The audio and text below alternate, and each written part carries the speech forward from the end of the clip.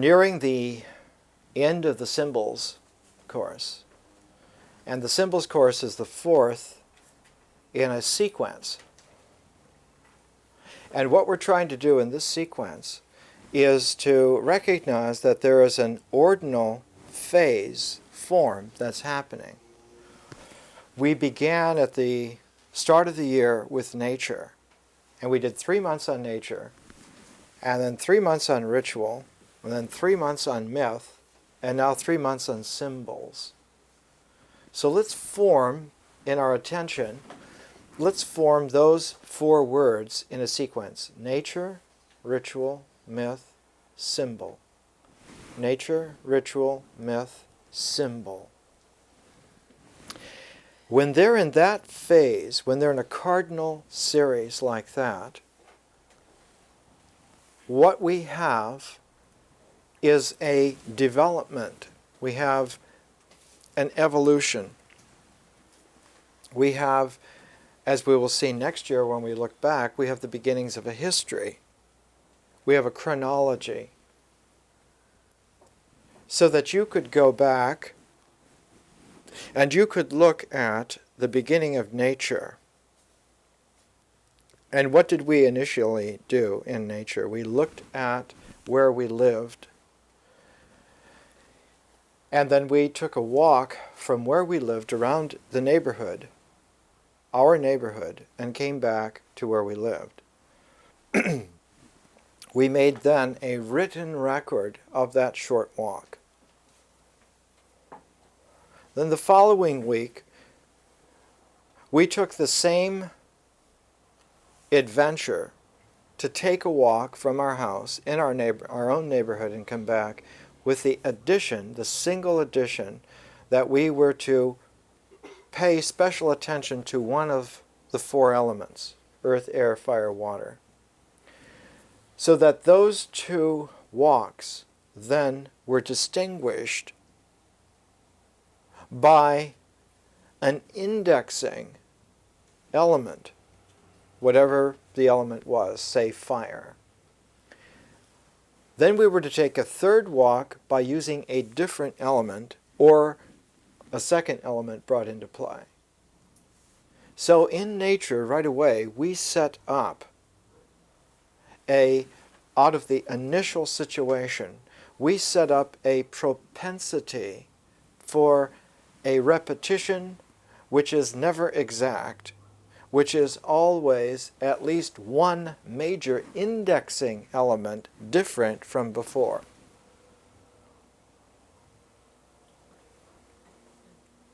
We know today, in mathematical theory and application,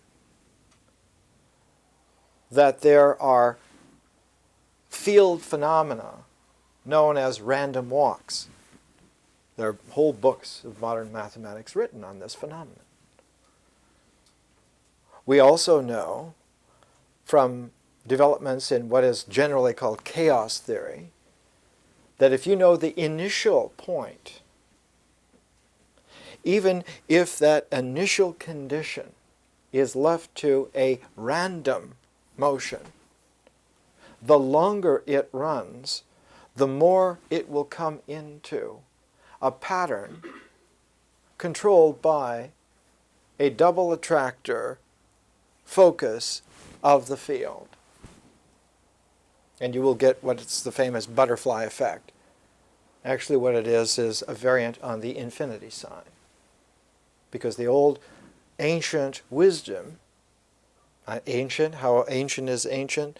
Maybe 40, 50,000 years ago. The old ancient wisdom, which was necessary in a world that had no maps, in a world where you were constantly in a nomadic condition, having to come into new terrain, new valleys to hunt in. There were no crops. There was no agricultural base. The ancient wisdom was always that when you came into an unknown terrain, you established, because you had to establish, you established your acquaintance with the terrain and the animals that were there so that you could effectively hunt. You can't eat tonight if you don't know where the game is that you have to go and hunt today. is and how they live there. So that the ancient way of finding where you are in terms of life necessities was to take any starting place and make a small circle one way and come back to it, and then make another small circle in the opposite direction and come back, and to increase that range of double circling so that you play out the scenario of random chaos organizing theory in actual practice. A hunter or a band of hunters who do this can, within a limited time, a day, 2 days at most, 3 days if it's a large space, can establish a coordinated understanding of that terrain better than any map. A friend of mine who was raised in a large estate in England said once, riding around the estate every day on horseback made you acquainted with every stone, with every rabbit hole, with every tree, with every bush. You simply become acquainted with the reality that's there. It becomes a field which then is available for your experience. Our 3 walks in nature established for us a principle much like the old Paleolithic hunters. It does not matter how confused our life is. Even if we ourselves are confused within a confused life, this particular orienting pattern is universal and confers upon the field itself a synthesizing principle which has a correlative. I'm using the T.S. Eliot chosen phrase. He got it from Lancelot Andrewes in the 17th century. The landscape which becomes organized has a correlative effect on the human psyche. Human psyche and landscape are indelibly, as Melville said, water and meditation are wedded together forever. It happens that way because we are essentially a rhizome that comes out of the basis of the landscape. A rhizome is has an underground root shoot and then sends up a sprig from that. We are all rhizomes of the landscape. We miss that fact in a technological society, in an industrial era. But the truth of the matter is that landscape affects us very much. Part of the confusion of our psyches is that we don't live anywhere anymore. If you personalize the land where you live, no matter how small it is, it will have a synthesizing effect on your psyche.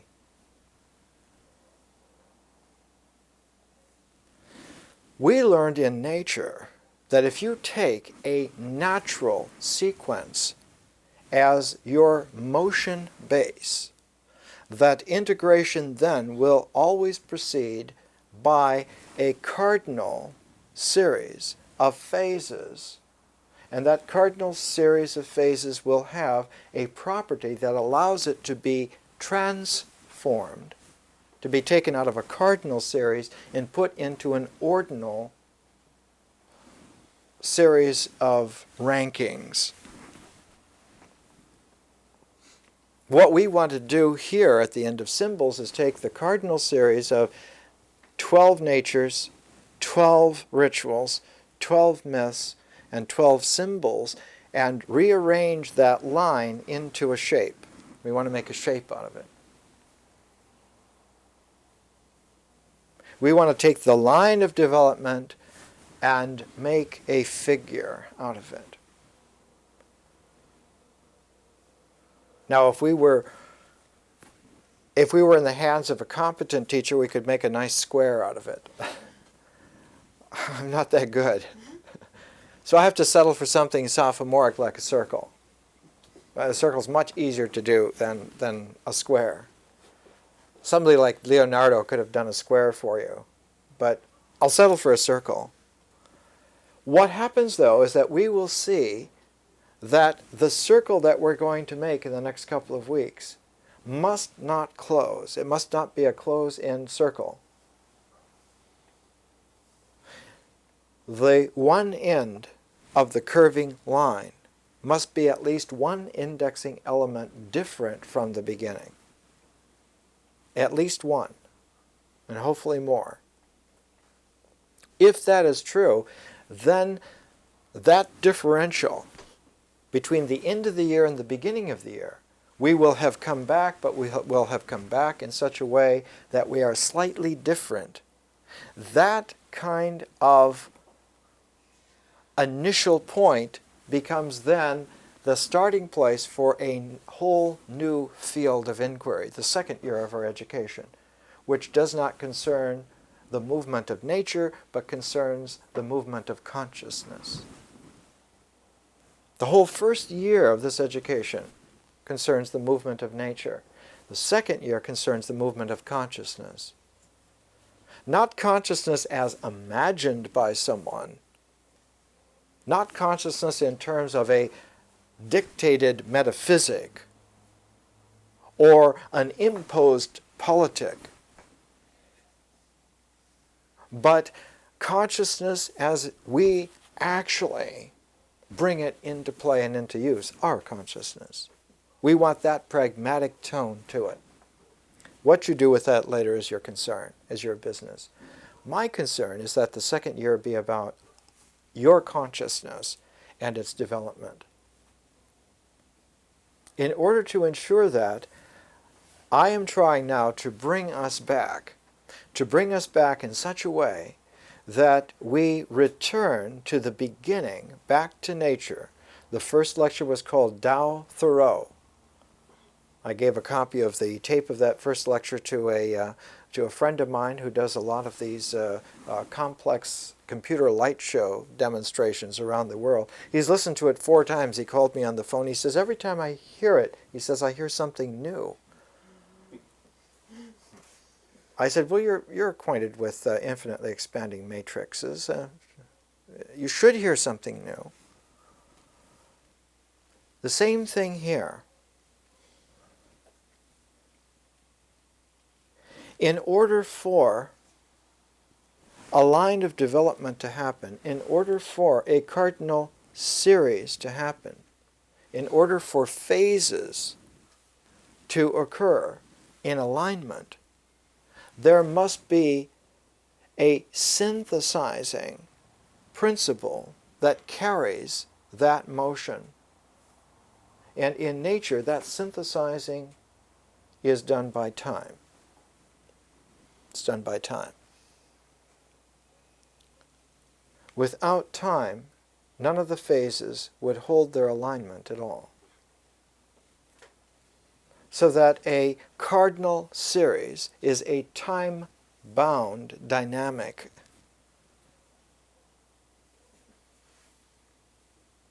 Which is why there's a metronomic quality to experience.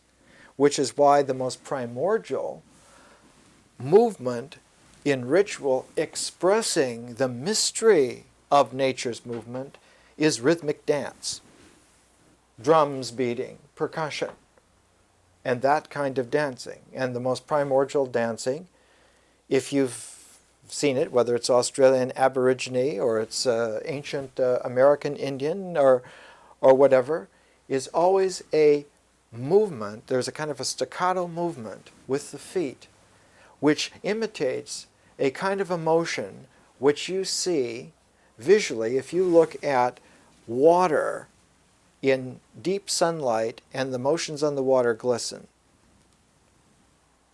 Or you see leaves on trees and they slightly move. That kind of a move. The deep pacing of that kind of a movement.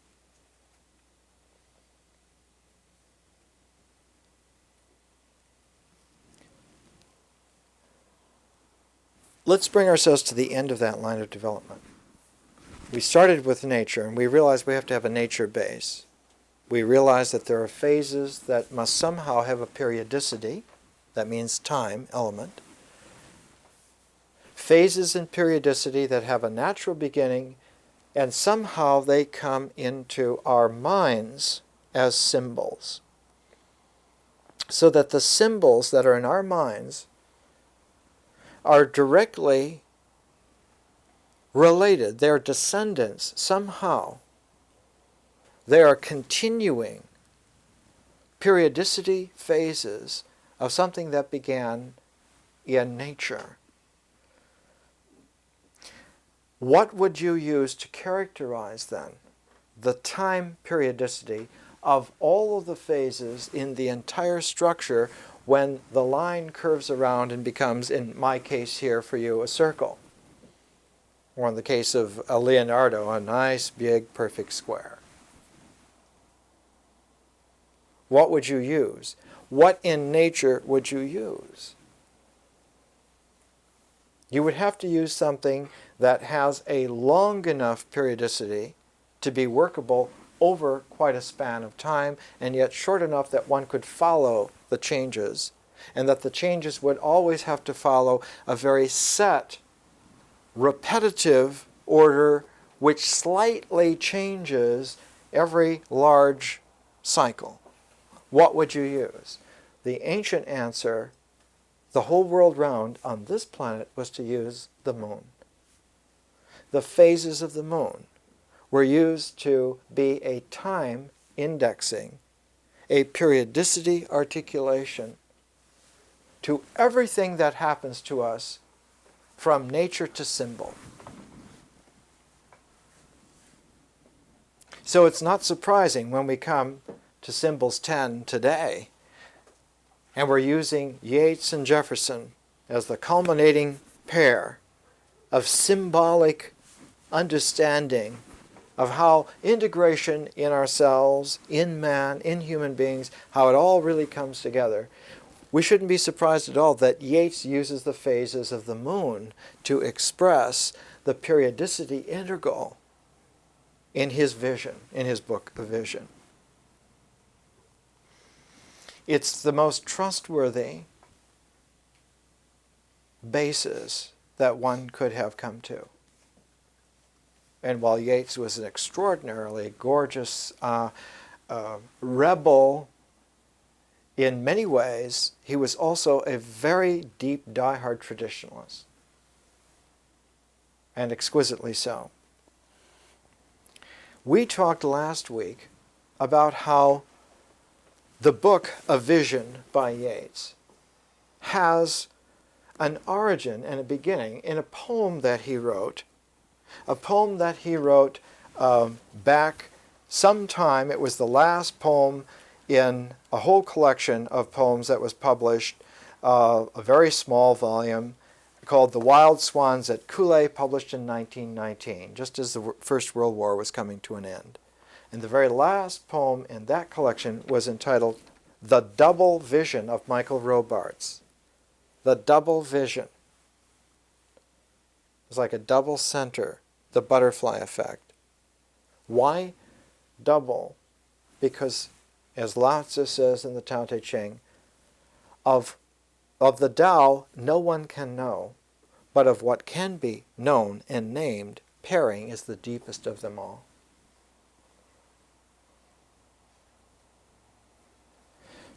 The true, mysterious wholeness cannot be known, but what can be known of that pairedness is the deepest of them all. In Yates's A Vision, the very depth of this is characterized on page 193. It's a section of the vision called The Completed Symbol. And here's what he says. He says, the ultimate reality, because neither one nor many, neither concord nor discord, is symbolized as a phaseless sphere. A phaseless sphere. But as all things fall into a series of antinomies. Antinomies are polarities. Antinomies are conflicting polarities.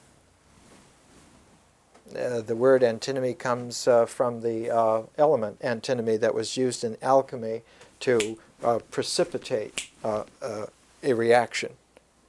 If you add antinomy to a saturated alchemical solution, it spurs, it sparks, it triggers a constellation. It was used in what was called the Green Lion alchemical series. And what antinomy precipitates out of the alchemical solution is was called the star regulus, because antinomy crystals have this multifaceted quality that looks very much like a star, like a very complex snowflake. Yates uses this alchemical laden term instead of polarities, because polarities has kind of like a mathematical quality to it, or has a psychological quality to it, whereas antinomies has an alchemical quality to it. It has a mysterious quality.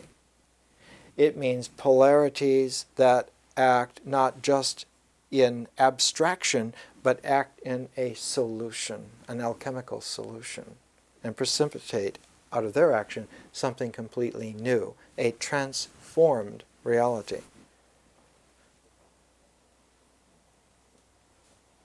Plato, in his dialogue form, uses the old classical Greek form of the antinomies done in terms of language.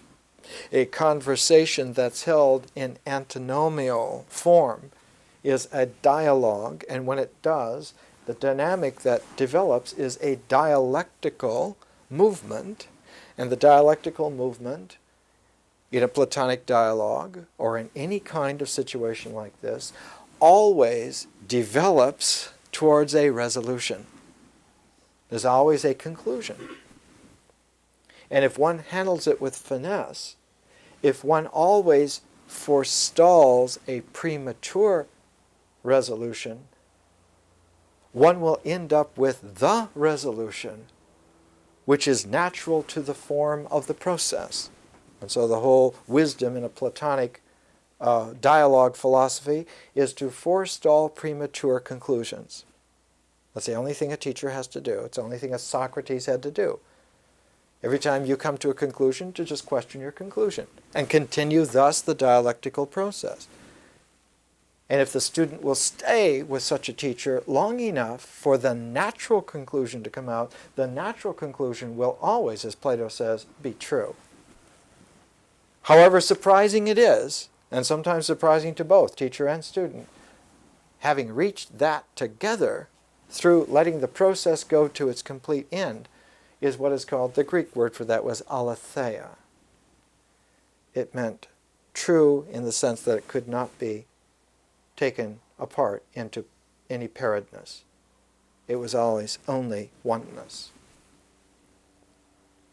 Yates says the ultimate reality, because neither one nor many, neither concord nor discord, is symbolized as a phaseless sphere. But as all things fall into a series of antinomies in human nature, in human experience, it becomes, the moment it is thought of, what I shall presently describe as the 13th cone. He's talking about phases of the moon. He's going to be talking about two cones that interphase almost in a crisscross diamond form. He then writes, all things are present as an eternal instant to our, we would use the term, I think, in general language, our soul, our deep self. He uses the ancient Greek term daimon, because it's the term that Socrates learned from his teacher. Socrates' teacher was a woman. Her name was Diotima. She was really somebody. And she taught Socrates that what is real in a human being is the star inside of them, but that star has to be precipitated out. It's not there naturally in the human being. What's there naturally in the human being is a solution of integration. But one's guiding star, one's soul pattern, is constellated the moment that one adds something that precipitates that form out. Something that cannot be co-opted into further polarities. For instance, if your dynamic is engendered by polarities of language, what would you add to precipitate the form out? You would add silence.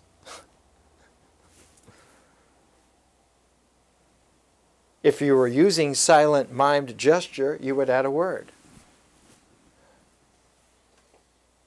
There's always a way. There's always a way. Yates says, all things are present as an instant to our inner demon. Our inner, he calls it also ghostly self. He was Irish. Our ghostly self. When our ghostly self is in the sphere of ultimate reality, all things are present in an eternal instant. There's no time differential whatsoever. But the instant must be of necessity related in life to the bound dynamic of the antinomies. And so Plato, in one of his last dialogues, the Timaeus, uses a phrase that has been used as a touchstone phrase for this kind of paradox. How does eternity take place in time? He says, time is the moving image of eternity. And so the ancient Egyptian presentation of living time was always a series of figure eights stood on its end, the infinity sign, but stood upright, and then made many times, so that reoccurs as a ribbon. And this was the visual symbol of the moving image of eternity. You can do this on film now, on computerized, digitalized film. You can take an infinity sign and you can move it in such a way that on the monitor and the screen, what you see is a staccato of moving images. But as soon as you stop the infinity sign from moving, all of the other images disappear except the one that's there. 5,000 years ago, there were maybe half a dozen people in 2 or 3 places in the world who could do this in their mind, who could see that clearly and understand. Now we could educate 1 billion people at a time if we had worldwide satellite television education that knew what it was doing and just simply show somebody, this is what we're talking about. This is it. Follow Yates just a minute longer because there's something here. So Yates says that when our soul, when our deep self, when our ghostly self, when our true nature is in ultimate reality, we experience only eternity. And yet that eternity is related because also we're a psychophysical, psychic energy that is in space, moving in a time-bound periodicity. He says, my teachers have therefore followed tradition by substituting for it a record where the images of all past events remain forever, thinking the thought and doing the deed. So Yates is saying that his teachers, and he's accepting that, and anyone who has ever learned in a wisdom tradition comes to accept that and comes into alignment and understands, yes, this is true. This is the way that it is. This can be said with confidence because it actually happens this way. what happens? What happens is that where there is a record of the images, and the convenient term for this is image base, wherever there is an image base of these phases, of these polarities that are dynamically time-bound, and you have that image base, it will always be in terms of thinking the thought and doing the deed. Why? Why is that so? Thinking the thought, not just thoughts, but thinking the thought, and doing the deed, not just deeds.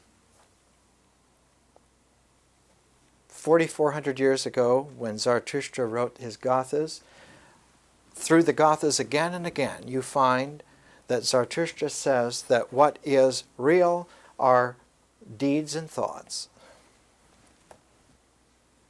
Deeds and thoughts are real. And in between deeds and thoughts is where deceit can come in. And one has to learn to not do deceit and to keep to the natural order, asha, because that natural order eventually leads one to the place of the good mind, vohaman, which was called in the hermetic treatises poimandres, the mind shepherd. One is led there not because someone needs to lead you there, or you should go there, but that's where it does go. One comes into the good mind. What is the good mind? Is the sphere that is really there as a phaseless sphere. It's an eternity that does not change and yet has nothing to do with death. In fact, it has everything to do with love. Like we were saying last night at the lecture. The French language is the language that we use most poignantly when we're talking about these kinds of things, death and love. Death is always something to do with the word mort, like mort d'Arthur. And love is amour, not death. That phaseless sphere has an integrity which is not a dynamic cued to time, but is a dynamic cued to love. Love makes eternity real, not time. In a way, time is but a costume to dance in.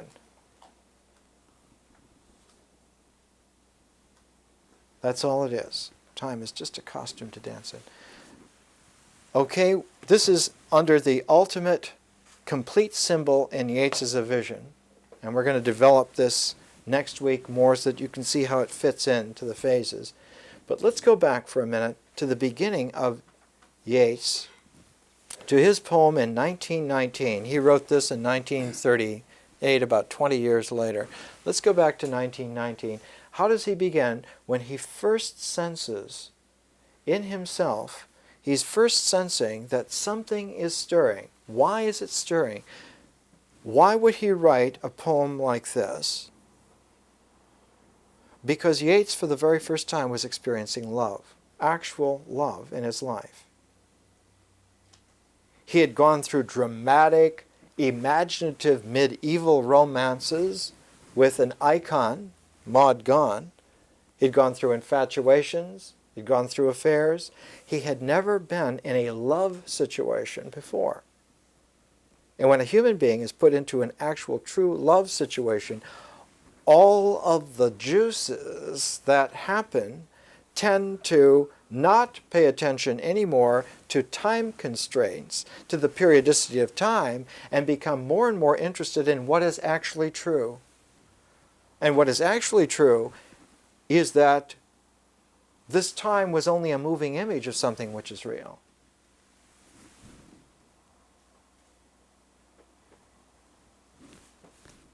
It doesn't much matter what we love if we love truly. Because love essentially becomes an absorptive reality. It doesn't have anything to do with grabbing. It has to do with allowing oneself to be absorbed. And so there's a gift. It's not that love is the gift, but it's that love accepts the gift of ourself. The highest mystical poetry is always, oh, I gave myself away. Here's how the double vision of Michael Robarts, the first stirrings of this vision, happens for Yates. On the gray rock of Cashel, the mind's eye has called up the cold spirits that are born when the old moon is vanished from the sky and the new still hides her horn. So the whole beginning of a vision is in the dark of the moon. There is a phase, and only one phase, in the whole cycle of the moon where it is dark. It's called the dark of the moon. It's like the polarity to the full moon. There is a night every month when the moon essentially is not there. Though anyone who's used to watching the night sky in nature can see that it's there, but sees that the moon is there without light. It's apparent that the moon is not shining, and you can see it sometimes. And what you see is a ghostly outline, because the sun shines in such a way on the dark of the moon. The sun is shining on the other side of the moon in such a way, though there's no atmosphere to the moon, there are nevertheless mountain ranges and crater walls several miles high. And always around the edge of the moon, there are enough crater walls and tall mountain ranges that catch enough light that they send a kind of ghostly diffusion of a ring around the moon.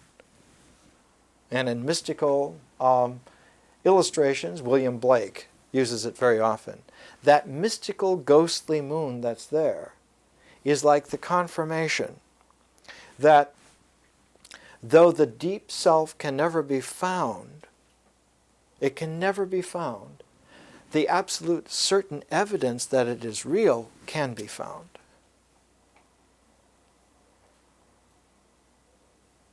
It's like in the high Mahayana, one of the similes that was used for the Bodhisattva looking into ultimate reality, says that the true mystery is like an ocean, and our probing is like holding a stalk to try and find the bottom of it.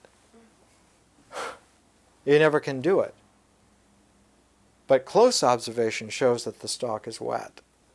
The ocean is real, though you cannot find the bottom. The ocean is real. It's like that. The soul, the deep self, is there, but has no evidence that it is there other than the fact that it is not there. So that there is a conundrum, there's a paradox involved here. And so Yates says, at the dark of the moon, in the mind's eye, on this gray rock where he's seated, under blank eyes and fingers never still, the particular is pounded till it is man. When had I my own will? Oh, not since life began. Billions of years ago. Whatever it is that I am is in the ongoing dynamic time-bound rhythm of an energy flow that began billions of years ago. We're sewn into, incidentally, it's not just billions of years, it's tens of billions of years. The matter that's in us, anything more complex than helium, was made in the interiors of stars. That's the only place in the universe that matter more complex than helium can occur. Was made in the depths of stars and could only be released through novas or supernovas. Who knows how many billions of years ago. So we're all rhizomes of the universe, not just this planet. All of the elements that go to make us up, the oxygen, everything, is made in the interiors of stars. So Yates is recognizing this at the very beginning, the double vision of Michael Robarts, the vision in time and the vision in eternity, and that somehow they're related, and where they're related, we exist. That the human being is the most mysterious reality possible, because we are actually an interface between a time-bound and an eternal unbound. And it's not that we have both elements. It's that we are somehow the truth of the meeting of that. I think somewhere in mystical Persian poetry somebody says that we are the membrane of the mystery. That's what we are. So Yates writes in the third stanza of the double vision of Michael Robarts, 1919, he writes, constrained, arraigned, baffled, bent, and unbent by these wire-jointed jaws and limbs of wood. He's describing us as a puppet of circumstance. Time and circumstance and everything makes us like a puppet. But those who make us like a puppet are themselves puppets, themselves obedient, knowing not evil and not good, obedient to some hidden magical breath. Notice the polarity?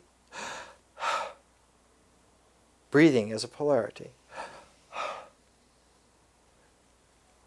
But the yogi who settles into the breathing and brings it to an equanimity where are equal, where is equal to, begins to notice, after you experience 10 million times the equanimity of breathing, you begin to notice that in between breathing in and breathing out, there's a slight nanosecond. And you can, in yoga, you can, or even if you're just a truck driver bored on the freeway, you can expand that nanosecond to be a whole second. You can consciously go, hold your breath, and go, and you can keep that interval in the equanimity. And by a little practice, in the right stuff, they had these guys trying to hold their breath to keep the little balls up in the cylinders, and the record was 90 seconds, and Gordy Cooper went to, 93 seconds? But John Glenn and his buddy went to 2 minutes or something. There are some people in yoga who can hold that for 4 or 5 minutes. There are some women in Japan who dive for pearls who can hold their breath for about 7 or 8 minutes. So poo-poo on the yogis.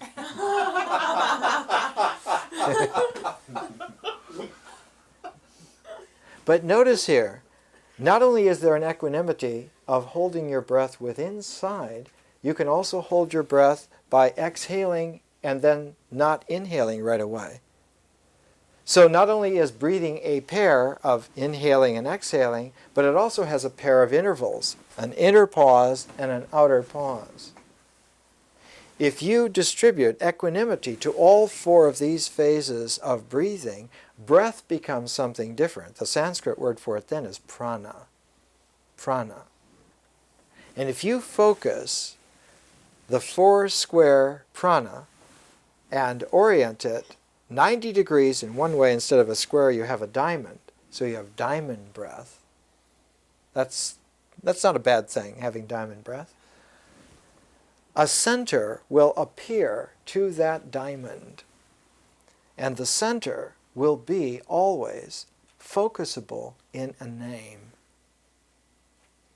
And so in the Yoga Sutras of Patanjali, he calls that pranama.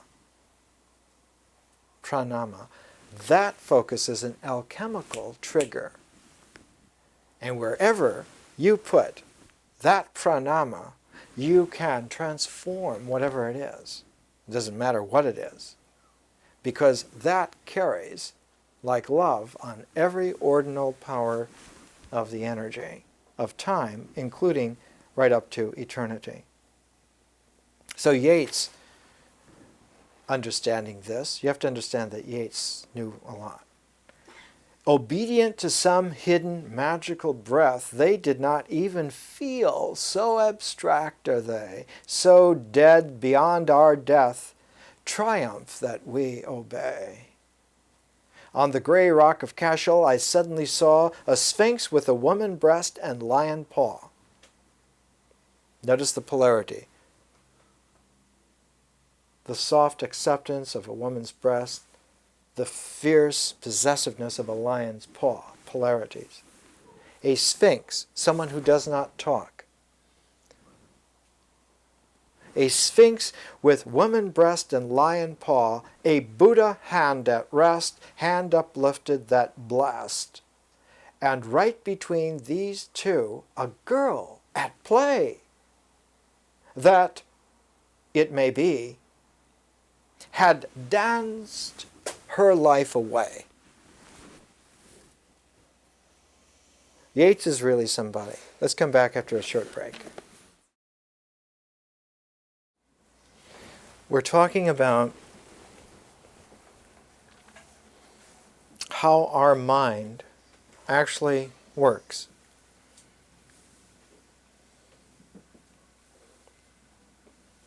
And our mind, in order for thought to actually work, it must have an image base which is selected out of nature.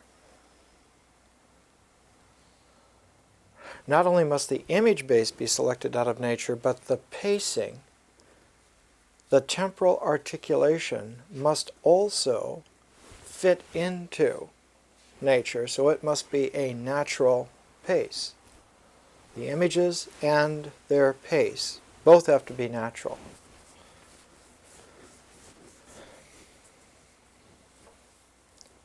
We are educated completely wrong. We are educated to have inculcated in us the prejudice that the clearest thought is abstract, and that is a lie.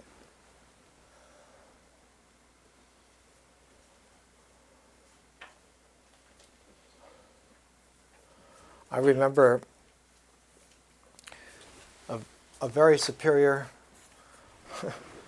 Dutch logician who visited the University of Wisconsin gave this devastating lecture on contemporary logic of that time, the late 1950s. And our philosophy teacher, Dr. Julius Weinberg, very distinguished, stood up and took his tortoiseshell glasses off and just devastated the guy in front, just to show all of us, about 500 students, that you don't have to take that.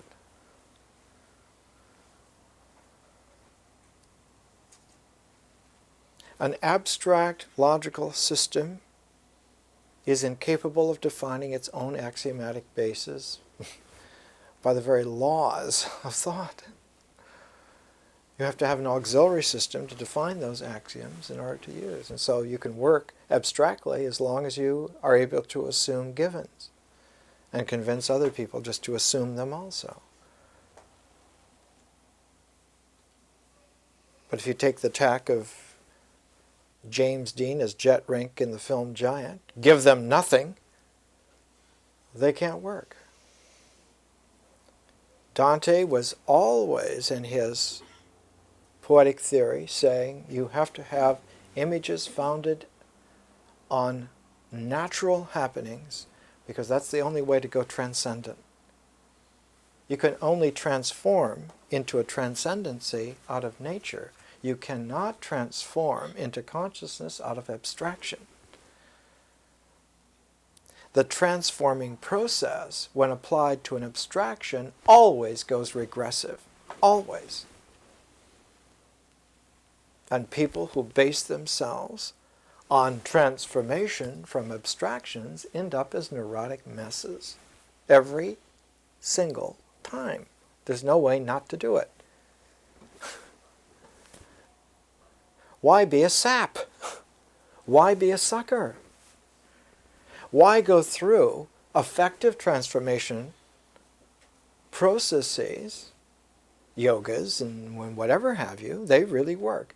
But why do it in such a way that it's going to lead to neurotic regressions? Inevitably. There's no sense in that. And you're paying money for that? Come on.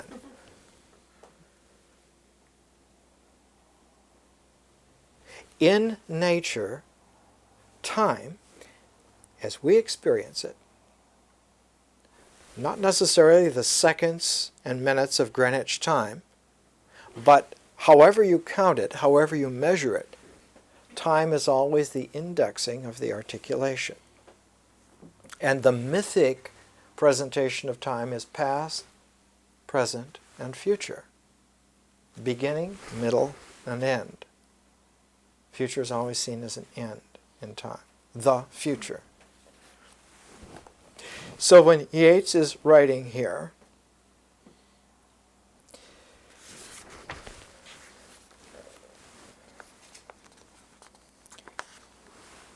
from 1919 to 1928, in that 10-year period, the last poem of a collection of poems published in 1919 is about Michael Robarts, who is the dictator of the language that his wife had in automatic writing, suitcases full of automatic writing, and the synthesizing symbolic person in that automatic writing was this Michael Robarts,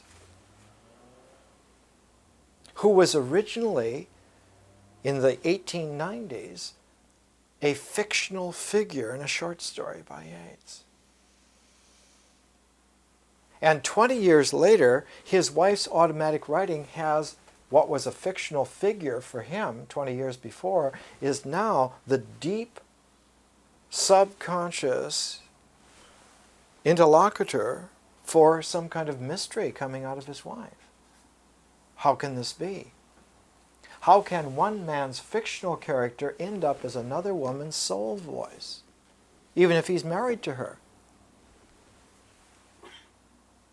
Something's going on. And so it baited Yates. He wanted to know what is going on. And the only way to find out was to make the pattern, draw the universal symbolic pattern out of his wife's automatic writing. He talked about solving a puzzle. And it took him, with all of his genius, and he had a lot of it, it took him 20 years to do it. And his book of vision is that pattern. And he found that it is the archetypal hermetic pattern of the phases of the moon leading to the eternal sphere of ultimate reality. And he was dumbfounded at this. Except that he understood that somehow in that period from 1919 to 1928, in that 10-year period, his poetry jumped. They use the term quantum jump. Well, it was a quantum jump. The poetry that he had written before was really good poetry. It was literary. It was readable. The poetry jumped to being the greatest symbolic poetry written in the 20th century. Hands down. Nobody has written better poetry, and nobody will have. It's the greatest symbolic poetry since people of the time of Shelley and Blake.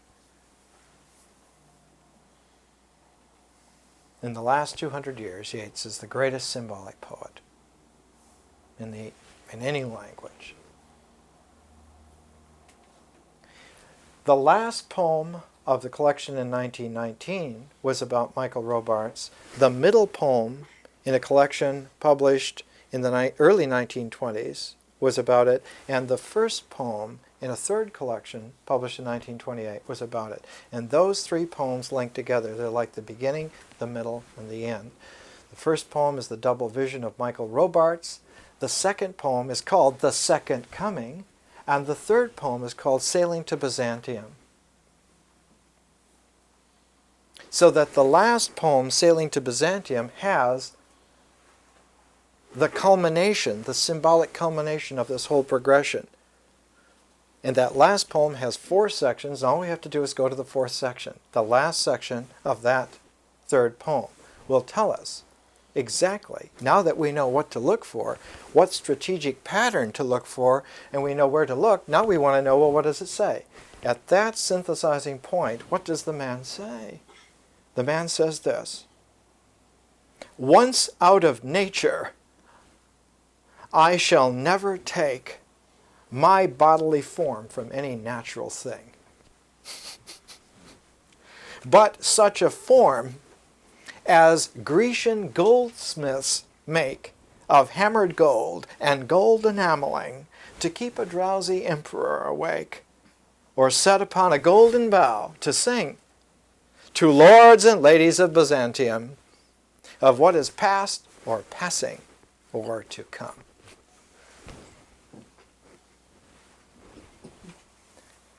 There's no doubt about it that the man had found that shore where the waves of time cease to go any further. That ocean of time where everything is always changing, nature, comes upon a shore which is unmovable eternity. And when the ocean of time washes ashore to the sphere of eternity, the waves go as far as they can with their energy, and that's as far as they go. And they're just like waves. They wash ashore. They beach themselves there. It's an ancient image. In the Odyssey, which some of you are reading as the synthesizing book for the first year, when Odysseus is finally brought home after 20 years, 10 years of war and 10 years of wandering, when he's finally brought home, he's brought home asleep. He's beached asleep and deposited on the shore. And when he wakes up from that sleep, the very first thing he sees is Athena watching him. And she watches him with the wisdom eyes that are the color of the horizon of the ocean at its vanishing point. Where the ocean vanishes into sky, her eyes are that color. And she looks with such equanimity that it's the horizon of the ocean of the world that's looking at him. And right away he starts into his spiel. He's a Cretan merchant. He just happens to be there. She says, "You lying hero, you're always pulling that crap. I know who you are because I brought you here." And he learns that you don't keep the gift of gab going under those circumstances. You shut up.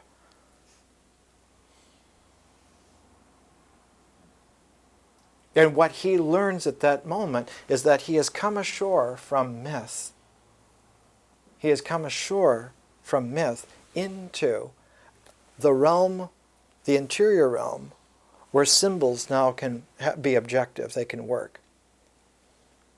Because there are only 2 places, going back to Zarathustra 4,400 years ago, there are only 2 places where reality can be objective. In time-space, there are only 2 locuses where they can be real in objective terms. They can be real in what we do. They can be real in what we think. Thoughts and deeds are the only places they can be objectively there.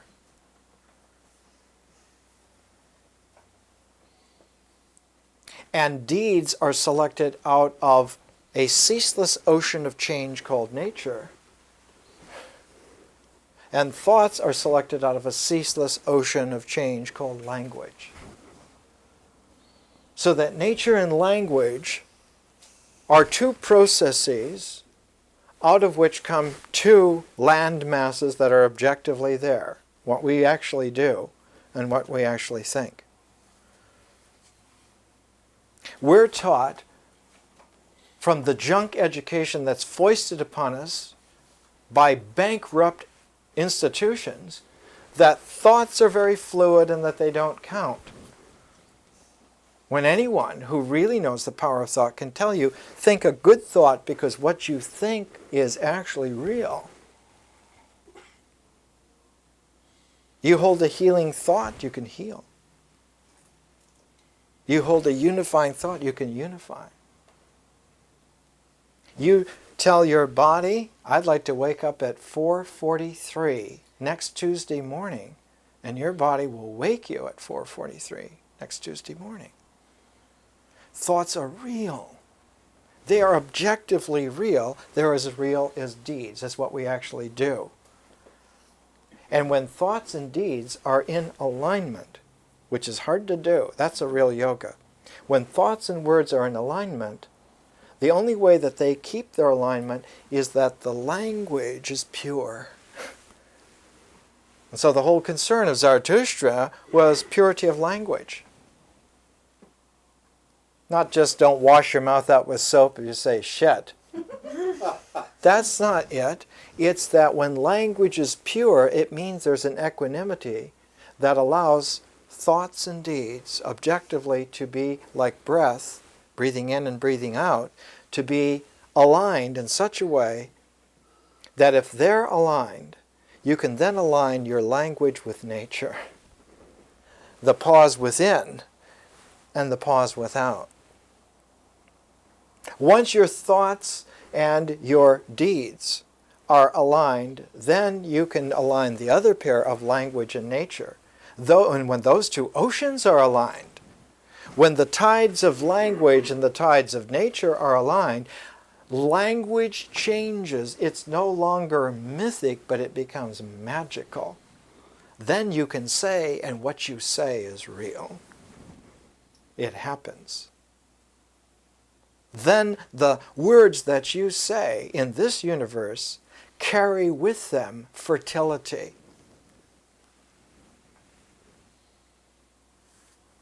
And that's the origins of consciousness.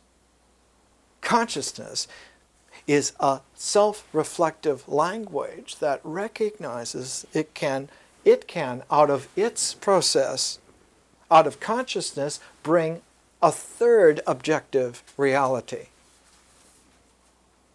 And as deeds are objectivized out of nature and thoughts are objectivized out of language, the person is objectified out of consciousness. And when you get an alignment of person, thought, and deed, and then bring the oceans of consciousness and language and nature into alignment, you have very, very powerful energy. Extremely powerful, fertile energy. That's the power then that creates a cosmos. Because all it takes is one person aligned with thought and deed, and their oceans of nature and language and consciousness aligned, to cross over a fourth kind of an ocean, which is called history.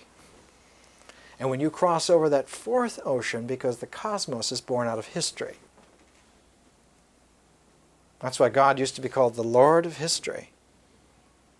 Because he's able to cross that ocean to the cosmos. To bring that into being.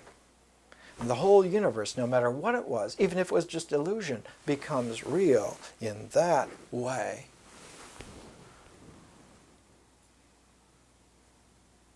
Beats the hell out of political parties. They're actually extraneous. Sorry, they're extraneous. What does Yates say then when we come to the second coming? And the second coming is held to be the greatest symbolic poem of the 20th century. What does he say in here? What is the second country about? The second coming about? It's about apocalyptic realization. It's in the poem collection called Michael Robarts and the Dancer. Remember the image in the double vision of Michael Robarts of the dance of the girl who danced life away? He says here, And right between these two, what's the two? On one hand you have a sphinx with woman's breast and lion's paw. And on the other hand you have a Buddha. And what he's thinking here is the great Buddha in Japan, in old Japan, in Nara. There was a huge 47-foot high Buddha. And that Buddha is seated in such a way that the hands are joined so that the thumbnails come together exactly like this. Exactly at the height where average height of a human being would have your eyes. So that when you come to this giant statue of the seated Buddha, what you have before you is the infinity sign in the thumbnails of the seated Buddha, right at eye level. You can't miss it. And the folds of the skin of the fingers around the thumbnails and the folds of the fabric of the belly and the folds of the cloth around are reverberations of infinity right before your eyes, literally. The medieval Japanese, like the modern Japanese, refined everything to just the simple, bare statement. What you're looking at is you when you're arranged. When you comb your psychic energy of all the snarls, you find that you have this naturally curly energy that not only curls, but it comes round and becomes reverberations of infinity.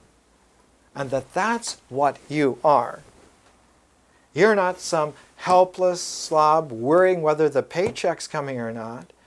You're a conscious spark of this universe, and you belong here. And those who do not respect that actually are just delivering to you a confession that they can't see. And the only response that really is appropriate is compassion. They just can't see. He says, right between the Sphinx and the Buddha, right between these two, there's a girl at play that, it may be, had danced her life away. For now being dead, it seemed that she of dancing dreamed. And so the poem collection that has the second coming is called Michael Robarts and the Dancer. This mystical subconscious character that has gone from a fictional character to a poetic image to now some deep deliverer of spontaneous automatic writing from his wife. And by 1921, when this collection came out, Yates began to understand that he was at a watershed, at an apocalyptic moment, not just for himself, but that in time, that time had come to an apocalyptic moment. It's interesting because the Irish Revolution in 1921 came to a crunch. Most of Ireland received their independence in 1922, the following year. The very year that Yates wrote A Second Coming, T.S. Eliot wrote The Waste Land, and James Joyce wrote Ulysses. And Ezra Pound wrote many of the cantos. So all of a sudden, in 1 year, you find some of the best sensitive artistic minds in the English language suddenly coming out with incredible realizations that we are standing on some kind of watershed membrane of energy. We are not sure what it is, but that it's here is for sure. So the second coming, we'll read it again because it is simply one of those poems in the 20th century that says all of it. Turning and turning in the widening gyre, the falcon cannot hear the falconer. Things fall apart. The center cannot hold. Mere anarchy is loosed upon the world. The blood-dimmed tide is loosed and everywhere. The ceremony of innocence is drowned. The best lack all conviction, while the worst are full of passionate intensity. Surely some revelation is at hand. Surely the second coming is at hand. The second coming. Hardly are those words out when a vast image out of Spiritus Mundi, the spirit of the world, a vast image out of Spiritus Mundi troubles my sight. Somewhere in the sands of the desert, a shape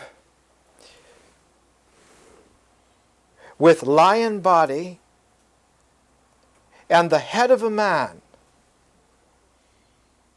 a gaze blank and pitiless as the sun, is moving its slow thighs, while all about it reel shadows of the indignant desert birds. The darkness drops again, but now I know that 20 centuries of stony sleep were vexed to nightmare by a rocking cradle. And what rough beast, its hour come round at last, slouches towards Bethlehem to be born? This is what, when Jung was looking for a word to describe this kind of psychic event, he used a term from the Greek mystical philosopher Heraclitus. He called it an Enantiodromia. An Enantiodromia is where everything is turned upside down, and at the same time it's turned upside down, it's turned inside out. An Enantiodromia is a diagonal movement. I have to show you something here. Here's a positive. Here's the reverse. Here's the obverse. And here's the contrapositive. So there are always four forms to any logic. There's always what it is not. There's the reverse of what it is. And then there's the reverse of the reverse. When you have a diagonal, the only way to get to a diagonal is that one has to rip the fabric of time. Because time can only move in a cardinal sequence. It cannot move other than that. When it moves diagonally, then you have what we call either fantasy or illusion or vision or prophecy. Diagonal movements out of an order, out of a cardinal order, diagonal movements out of there go outside of time. And so one is prophetic or one is mystical. And so what Yates is saying here is that we thought that the second coming will be something in this cardinal series of times and will be related in a nice way to the first, where actually he says that we've moved in some kind of time-shredding rip, and what's coming is something that slouches towards Bethlehem, some monstrosity out of a nightmare, and it's coming to be born.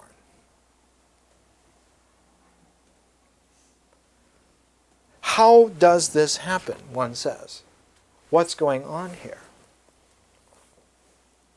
That's where Jefferson comes in. I know it's unorthodox. I know your literary teachers in college never told you this, but they didn't know themselves. Pardon me. This is where we come to Jefferson. Jefferson's Bible. Jefferson's so-called Bible. You know that Jefferson lived about 200 years ago. You know that he had something to do with the making of the United States. For those of you old enough, you remember when JFK had this wonderful gathering at the White House for dinner, all these intellectuals, and he said this was the finest gathering at the White House since Thomas Jefferson dined alone.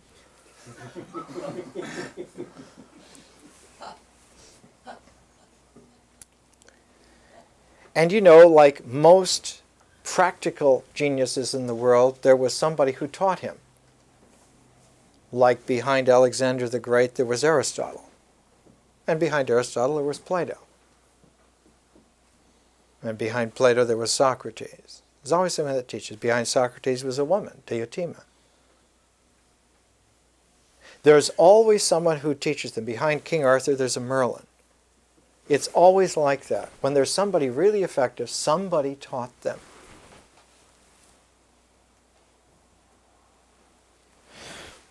Jefferson's teacher was Benjamin Franklin. And it's not like Franklin was with him every day, all the time. It's that at great junctures in Jefferson's life, the example of Franklin was there to shepherd him in exactly the right way to allow for an ordinal change and growth. The first time that Jefferson stepped outside of the cardinal series of events that normally could be expected was in 1775. He was part of the movement in the colony of Virginia at that time to send representatives to the Continental Congress. And the representative that they sent was Peyton Randolph, who was the governor at that time of the colony of Virginia. And Randolph said, the only way that I can go is I have to leave somebody competent in charge here. And Jefferson, being a young lawyer and very smart, was left in charge. So that the following year, when the Second Continental Congress was held, and Peyton Randolph got ill and couldn't go, he said, we'll send Jefferson in my place. He handled my place here in Virginia. He can certainly handle my place in Philadelphia. Much less responsibility, he thought. So when Jefferson got there, Franklin, who was watching these events at the Continental Congresses, saw a monumental difference between Peyton Randolph and the new tall 6'4", red-haired guy who came in.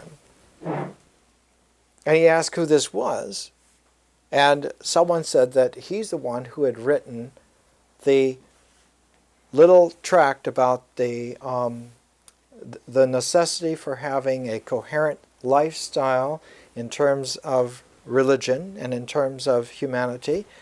And it was up to Franklin to mentor this young writer. So when it came to time to write a Declaration of Independence, the Declaration of Independence, Franklin was in charge of the committee. He was the senior man. He was the oldest, wisest man there. And he simply pulled an executive coup.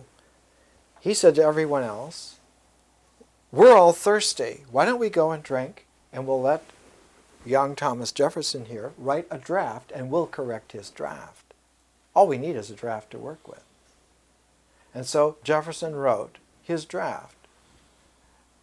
And Franklin, what he saw Jefferson the next day, bringing back the draft of the Declaration of Independence, took a cursory look at it. He made 2 or 3 corrections. And he said to the other people, this is a very good document. I think we should just send this. And the others, who were somewhat disgusted later on, one of them was John Adams, that he'd been sort of just manhandled by Franklin. But Livingston and the others went along with Franklin. And so Franklin, when he stood up before the Second Continental Congress, made a motion right away, put his whole weight of impetus behind it. He said, I think it's time that we send something like this. And that's how the Declaration of Independence got promulgated. Now, if you read the Declaration of Independence, it is so colossally radical that even 200 years later, this Congress would not pass it. Because what it says is basically the only way that anything works is that we have to ask your freedom of judgment to come together in some kind of a majority gestalt with minority respected before we do anything. That's what it says. And that our rights to this do not come at all from man's world, They are resonances of an eternal truth which anyone can come into contact with if they will pursue it with diligence. That's what it says. Now, it was passed in 1776, and it was sent, and it's so... It angered George III. There was a beautiful film rendition one time of him cutting some sausages and sauerkraut. I guess you know George III was a Hanoverian family from Germany. So he ate sauerkraut and sausages. And he took the advice of some of the pit bulls in the British Parliament, and he said, we'll put them in their place. That's all. They're out of line. And that's how the Revolutionary War began. It began as a response to the Declaration of Independence. Jefferson, from 1776 to 1800, was always in the background. He was a figure, yes, but he was always in the background. He was governor of Virginia for a while during the Revolutionary War. He was sent to Paris to replace Franklin. He was asked one time at a salon, he said, one of the beautiful, wise women in Paris said, "Oh, you are the replacement for Dr. Franklin." He said, "Madam, no one can replace him. I am simply here to carry on his work." That kind of a relationship. Jefferson served as Secretary of State for Washington. He served as Vice President. But all the time, Jefferson was really in the background. In 1800, when he became president, it was a very big surprise to almost everyone. Because Jefferson ran for the presidency in 1800 on the same program as the Declaration of Independence, a complete radical remake of everything. Total radical remake of everything. We have 3 letters which have to do with Jefferson's Bible and have to do with the radical remake, because Jefferson's Bible is the synthesizing symbol of the remake of the United States in 1800. In a way, Jefferson's Bible is the Republican Manifesto. You know, like Marx's Manifesto? This is Jefferson's Manifesto. Jefferson's Bible is an enlarged consonance of the Declaration of Independence, and it expresses in its actual fact, in the deed of making it, and in the thought that's there, its alignment directly leads to the kind of person who would be able to use this kind of dynamic and this kind of power. Jefferson, in a mystical letter to a friend one time, said there have in history always been men and women of genius, usually living alone or occasionally finding one another. What he would like is a country where there are millions of men and women who are free and come into any kind of relationships that they want to. He said, I'd like to see what happens in history, because it's never been done before. So, if we come to these letters are, the first one is to Benjamin Rush, who was a Philadelphia doctor and chemist, very, very famous at that time. The second is to Joseph Priestley, who was one of the greatest chemists in the world. He discovered oxygen. He discovered the first element, isolated the first element. Benjamin Franklin found the universal energy, electricity, and isolated it, and his friend Joseph Priestley found the first element and isolated it, and led to the whole discovery of elements as the building blocks that are moved by electromagnetic energy. It was the beginnings of science really starting to be real. The third letter is to a man named Robinson, Moses Robinson, who at one time was a member of the U.S. Supreme Court. He was the governor of Vermont, a senator from Vermont, and a close friend of Jefferson's. This is the letter to Dr. Rush from Monticello, September 23rd, 1800. Jefferson is in the midst of the presidential election of 1800. The major part of the letter is this: I promised you a letter on Christianity, which I have not forgotten. On the contrary, it is because I have reflected on it that I find much more time necessary for it than I can at present dispose of.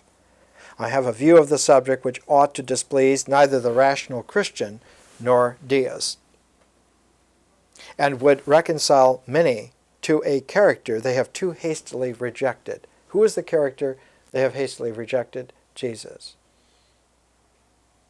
But there are many people who worship Christ. There are many people who ignore Christianity. And there's almost nobody who sees the man, Jesus, as a fellow human being, as a man. I do not know that it would reconcile, and he uses the Latin term for irritable men,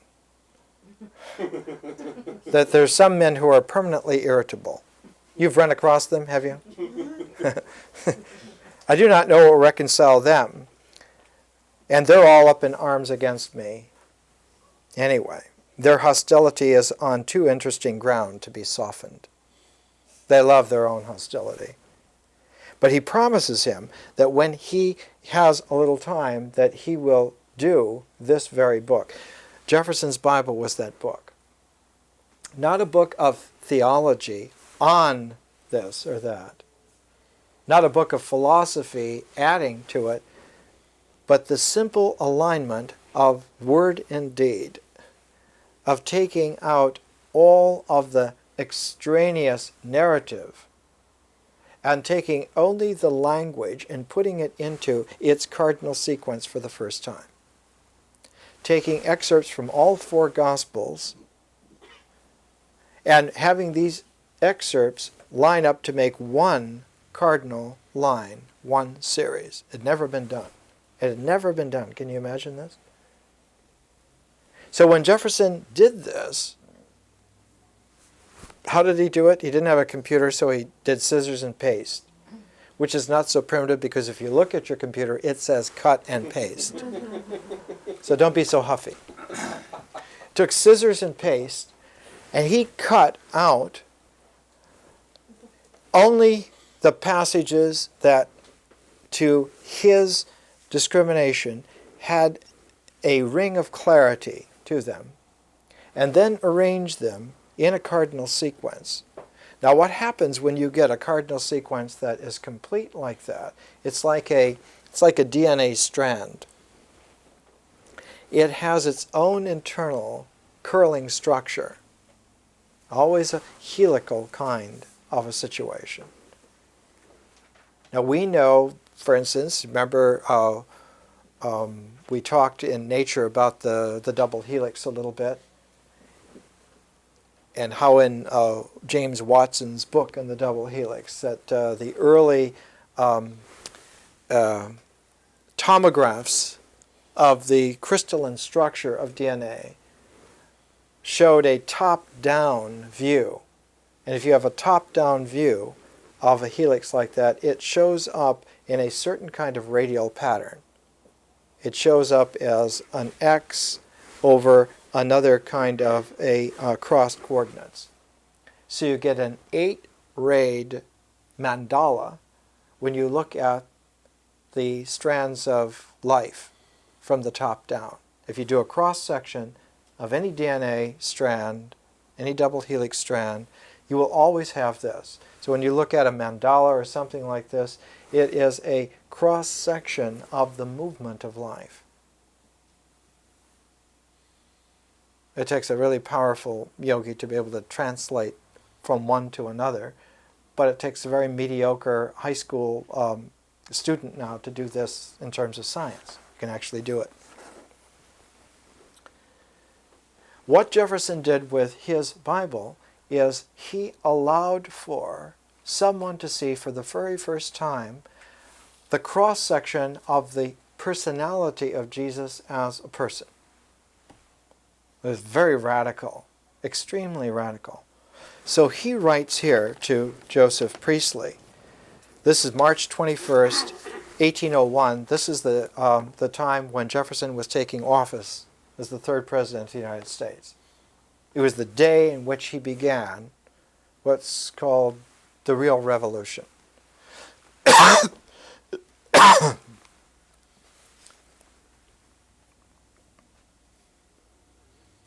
What an effort, my dear sir, of bigotry in politics and religion have we gone through this past election.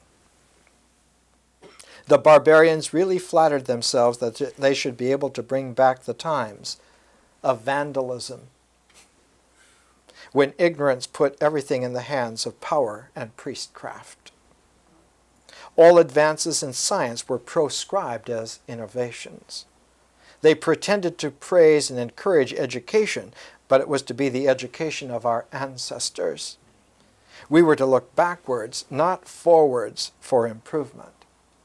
The president himself declaring in one of his answers to addresses that we were never to expect to go beyond them in real science. This was the real ground of all the attacks on you, those who lived by mystery and charlatanry, fearing you would render them useless by simplifying the Christian philosophy, the most sublime and benevolent, but most perverted system that ever shone on man. Endeavored to crush your well-earned and well-deserved fame. But it was the Lilliputians, the little people, over upon Gulliver, the big person. In other words, the people won out against power. Our countrymen have recovered from the alarm into which art and industry had thrown them. In other words, propaganda and manipulation. Science and honesty are replaced again on their high ground. And you, my dear sir, as their great apostle, are upon its pinnacle. Priestley was interested in having religious communities based upon various qualities of human personality coming together into gestalts that would lead to a science of community and government. It was a development that was paralleled in France at the time by a man named Fourier. Out of this came a lot of utopian communities in the 19th century. The Oneida silver making community and New Harmony in Indiana, various places. Those were all little experimental versions of what the great experiment was, the United States. The United States was the great experiment in utopian community making. Are we through? The machines are through. Hell with them. Unplug them. What? And I'll come back to this next week, but I want to bring in here. Jefferson writes, and we'll get to this letter next week. He says they feared that if I was elected, that they would have an enemy in office, and he says this is exactly the case. He says, because I have sworn eternal vigilance against the enemies of freedom. And that what he was putting into process was a shape of government for about 4 million people at the time. So that this kind of dynamic, this kind of function would happen in a natural way. In a natural way. The upshot of this, and we'll get to this more next week, Jefferson did something which was very unusual in history. He made a pattern which would go into the general conditions of life, into the water, into the air, into the land, into the normal daily life of people, so that it was not a metaphysic, esoteric philosophy that they had to study to learn about. That's an abstraction. But rather, it was simply a way of being human and of living your life in expectations. So that the proof would be, not did the people around understand a philosophy, but did the next generation of children grow up to be free? And the next generation of children included people like Lincoln and Whitman and Thoreau. And, well, you can see. Did it work? Yeah. It worked. It worked. More next week.